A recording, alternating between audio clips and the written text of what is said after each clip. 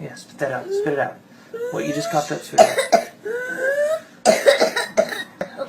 Кто сталкивался однажды с таким кашлем, навряд ли забудет его, страдания ребенка и переживания родителей.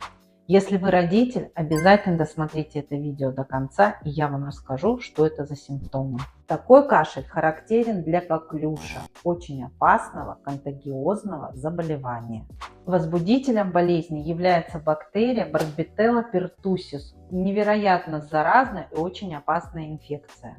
У детей до года вызывает осложнения, такие как апноэ, пневмония, остановка дыхания. Коварность данного заболевания связана с тем, что начало заболевания протекает как острая респираторная инфекция или острая вирусная инфекция. Диагностировать и назначить правильное лечение может только врач. Поэтому при обнаружении первых симптомов важно обратиться к специалисту.